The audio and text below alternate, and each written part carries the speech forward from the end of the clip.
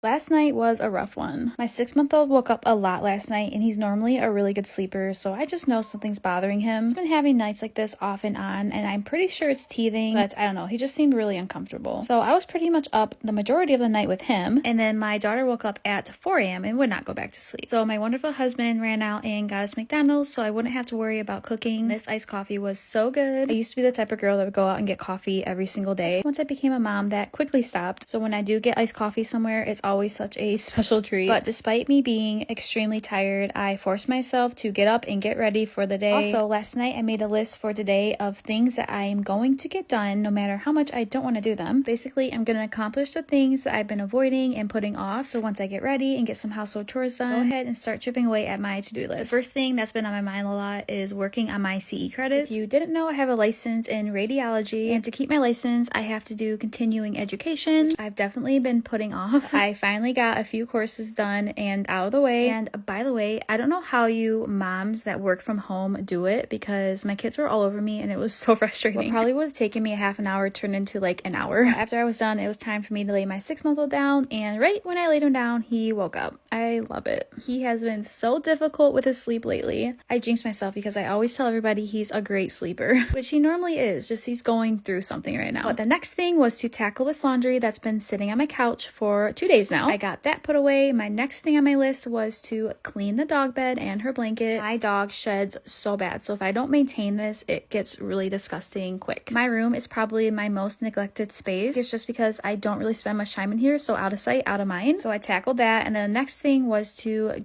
put away the bassinet. My son's been in his own room for a little over a month now, and I don't know why, I just couldn't take the bassinet down. It was just a milestone I wasn't ready for. I don't know if it's just because he's our last baby or what. I don't know. I may have cried just a little bit while taking it down. I'm just not ready for my babies to grow up, okay? I mean, just look at these tiny little handprints. They're only little for so long. After we made their dad a craft for Valentine's Day, so after we did that, we headed downstairs to play a little bit. We normally get outside and go on a walk, but honestly, I was just really not feeling it. So instead, we just hung out in the playroom, and I mainly just read books to kid after kid. After they played, we headed back upstairs to eat lunch and just loaded all the kids up in the car, because while the kids were eating, I was just vacuuming and I noticed a like natural gas smell, and I get so freaked out with stuff like that. So I'm like freaking out. I'm looking around and I noticed the knob on my stove was turned.